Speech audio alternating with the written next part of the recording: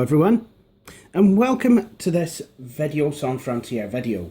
My name is Jay Wakefield, and you're probably getting sick of ThinkPads now, but we're back with another one, this time the ThinkPAD R51.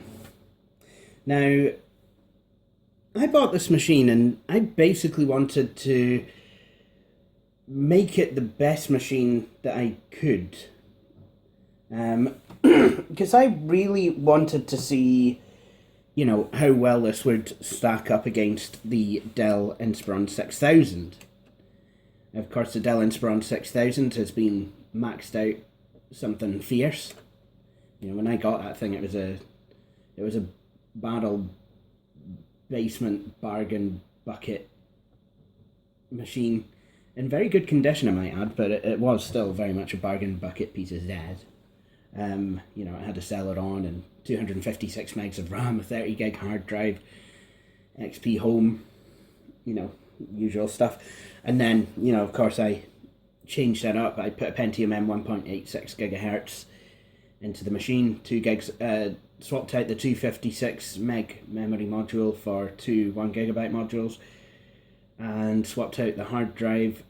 Actually, I can't even. I think I put a 60 in there. I can't even. Yeah. And then I decided to get the ThinkPAD R51. It had a 1.5 gigahertz Pentium M.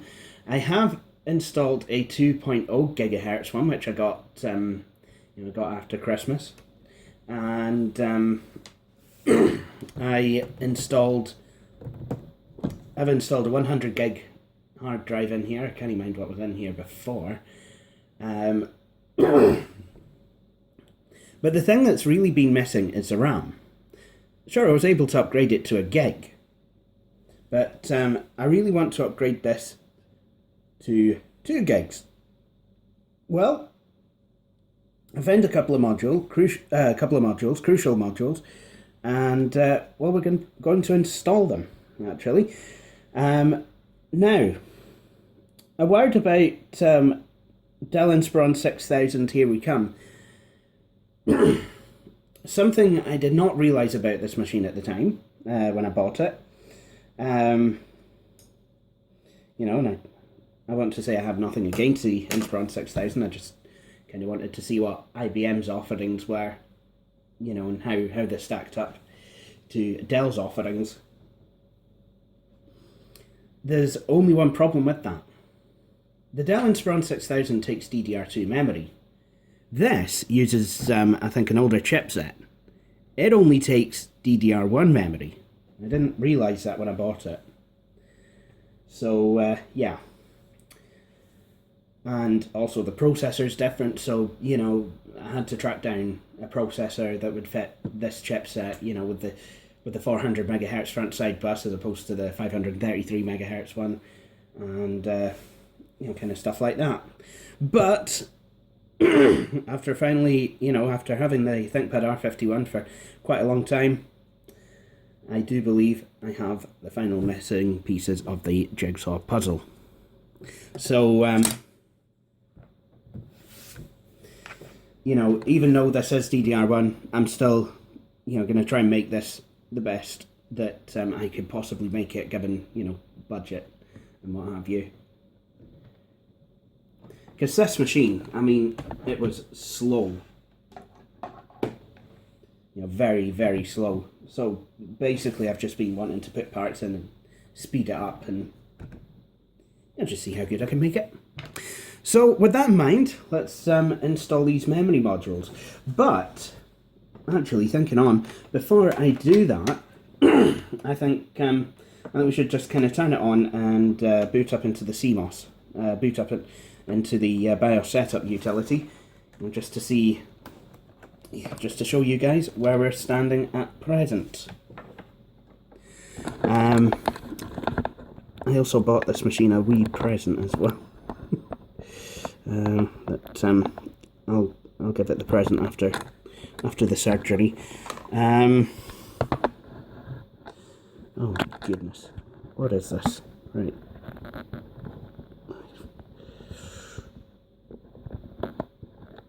Okay.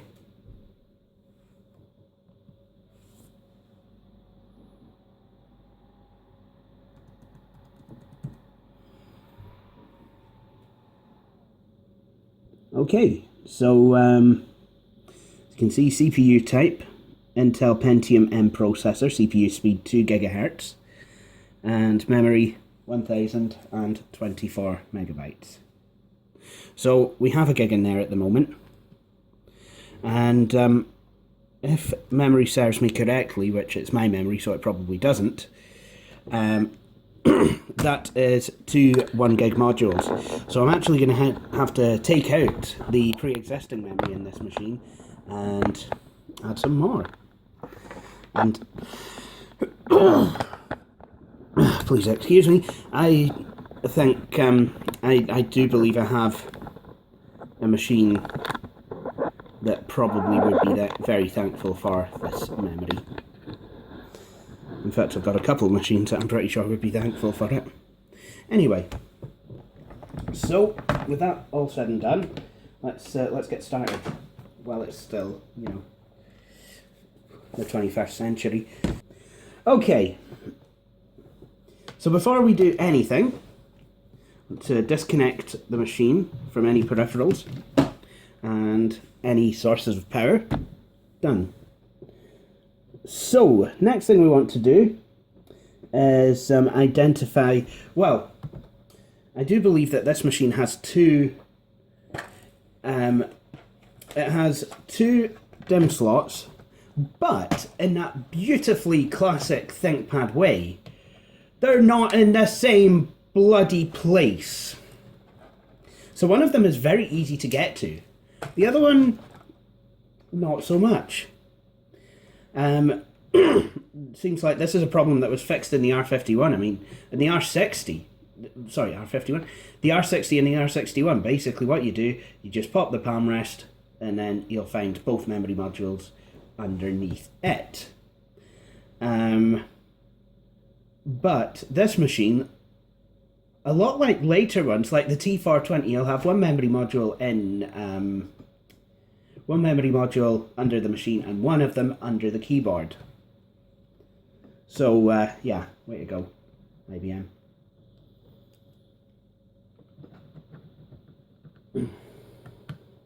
There we go.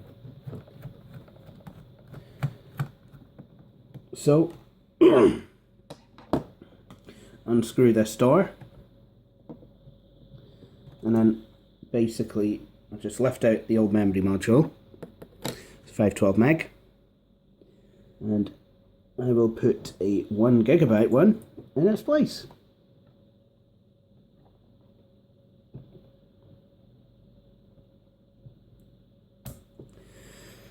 There we go. So now the system is sitting on 1.5 gigs of RAM. Nice. But I think we need to make that 2 gigs.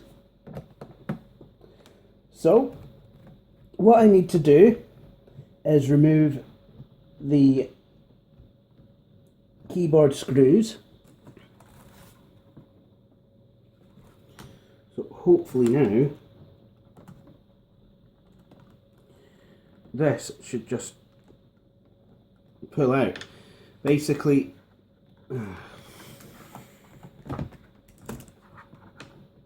yeah.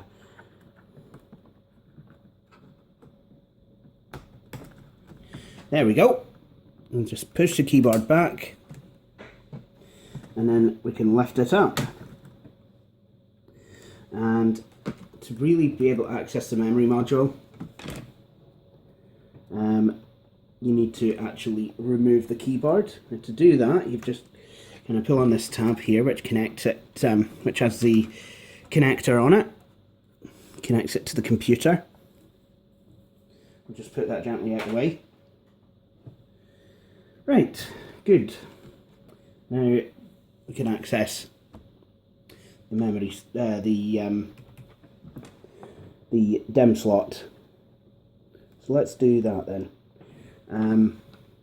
So just like with the first one, pull back the metal tabs, memory module pops up. Carefully pull it out. Good.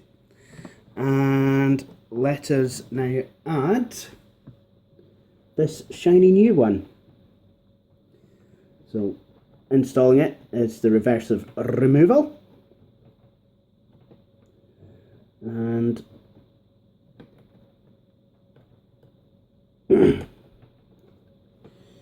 just gently ease it, put it in at a 45-degree angle, gently ease it in, and then literally all you do is pop it down, and then that's fine. So this system now should have 2 GB of RAM. So before I get everything buttoned up and what have you, what I'm going to do is, well, I'm going to reconnect the keyboard. That might be a start. And then we'll plug this machine in and go into the BIOS and see if the memory, if everything's working. So reinstallation of the keyboard, basically it's the same, it's the reverse of the removal. There is a wee black tab here that you'll need to just kind of pull up the way to reveal the plug socket for the keyboard, the connector. And basically what you want to do is just carefully,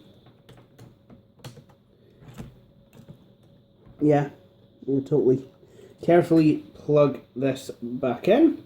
Excellent. And just kind of put this black tab back down again. And then to reinstall the keyboard, literally it's just a case of slide it in, towards the back of the unit, and then just drop it into place. And then you push it down and it'll click. Excellent. So let's power her up. See if the memory upgrade has worked.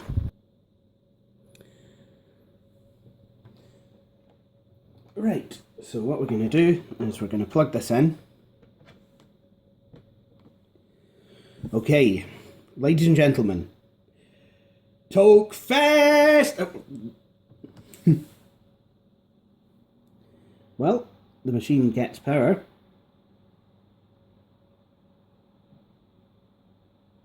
It's in hairdryer mode. And nothing seems to be coming up on the screen. Huh.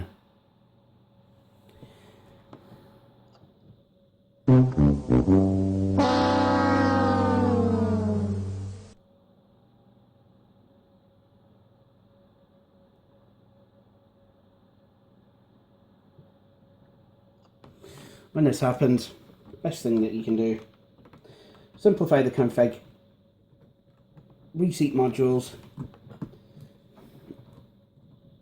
whoop acids, take names, whoop some more acids, and give those names to the people whose acids you just whooped. So basically it's, yeah. So I'm just going to peel this keyboard back off, and I'm going to disconnect. I'm going to take out one of the memory modules, and if I can't get that to work, I'll take out the other one. You know, try and clean them off, something like that. I mean, there is a distinct possibility that the modules are dead, because they did come to me in basically an envelope with bubble wrap with no anti-static protection. Oops. Come on. So yeah, I mean that could be an issue. Or it could just be that the contacts are slightly dirty. So I think it's time to do some troubleshooting. I'll be right back. Okay, so I took out the memory module under the keyboard, and this machine is booting absolutely fine with the 1 gig module that I installed underneath. So I guess I just need to try and kind of clean off the memory module. I really don't have any alcohol, so yeah, I mean that is the thing. I'm going to need to get some some rubbing alcohol, cleaning alcohol. I mean, it's something that I've needed for a while for contacts. Set rep. I've actually swapped the modules around. Sometimes, you know, it's a good idea to do that, you know, in case, you know, just to rule out the possibility of one not liking the DIMM slot. That can happen. You know, I was wondering if I'd somehow broken this DIMM slot under the keyboard, but then I remembered that you know, with two 512 meg modules, and this machine was reporting 1 gig, and you know, with a 1 gig module in this memory slot, everything is running absolutely tickety-boo. So with that in mind, what I can do is I can actually, you know, I'm glad I've got the memory, one of the memory modules working in the more obscure slot, because, oops, always a good idea to, you know, kind of power it down if you're gonna do anything like that. It's gonna necessitate you pressing all the keys on the keyboard. But with that in mind, I can actually button at least this part of the machine back up. This memory module, not sure if it's dead or if it just, you know, whether it really, you know, kind of has a bit of muck that I can't see on the contacts. I'm not going to be too happy if it's dead, because, I mean, the seller took blooming forever to send it. You know, it just kind of does seem a wee bit of a, yeah. But, that said, you know, if it is dead, it's not necessarily the end of the world, because, you know, I will still had a 512 meg upgrade, you know, from 1 gig to 1.5 gig, so that will be, you know, that's not too bad.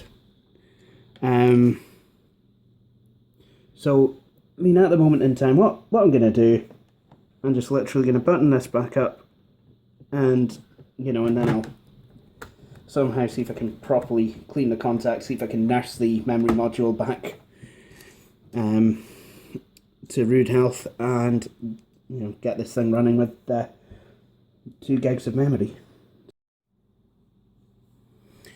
Okay, so it turns out I was kind of able to get the memory working, but it was saying that RAM offset error, blah blah blah. Yeah, no, that's, yeah. So I would say either this particular module and this particular computer don't get along too well, or what's probably more likely to be the problem is that this module is bad. I probably could test it in another machine. I probably will.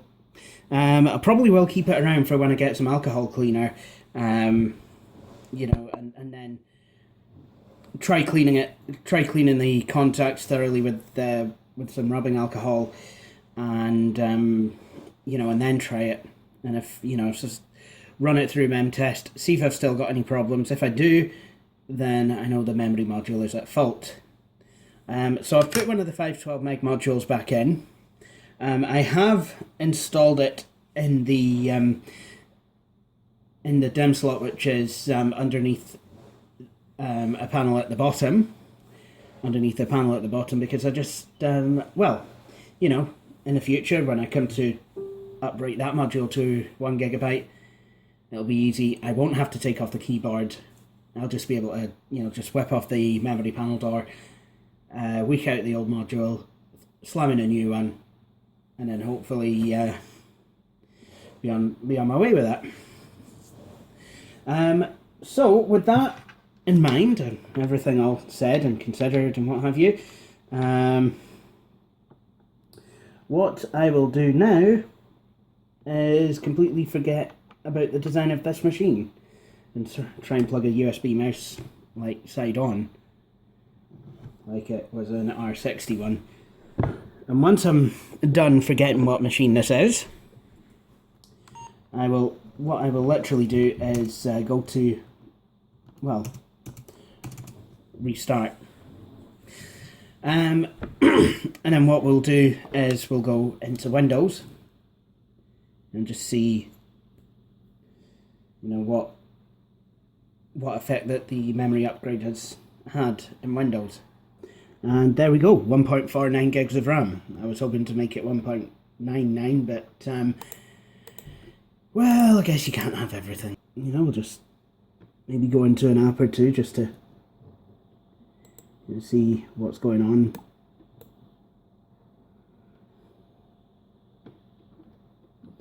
So, Microsoft Word.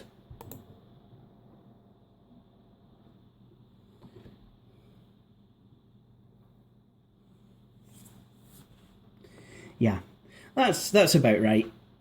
That's about, I think, what I would expect of this machine. I did say that I had a wee bit of a present for this machine.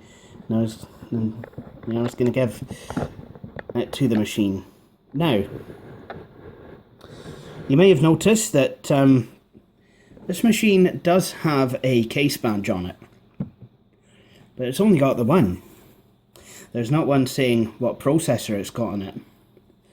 So I thought that it would be a neat idea to fit one from completely the wrong era. So this is what we're going to do. We're going to fit a 2006 Centrino badge to this 2004, 2005, whatever it is, machine. So, yeah, let's do that now. So, and I'm really quite nervous because, I mean, the i5 badge on my ThinkPAD T420 is very skew and I keep hearing about it. So naturally, I want this badge to be literally arrow straight. And I think that's just about there. So there we go. I have the wrong badge is now affixed to this laptop. So, with that said and done, it really is time for me to conclude this video. So I hope you've all enjoyed watching. Please feel free to subscribe to my channel and to like Videos on Frontier on Facebook and follow me on Twitter. A lot of people have been doing so recently, so you know, why not go and join them? And hear non-stop rantings about how Scotland should become independent. But that said, for the meantime, thank you all for watching this video, and please do feel free to join me for the next one. Goodbye.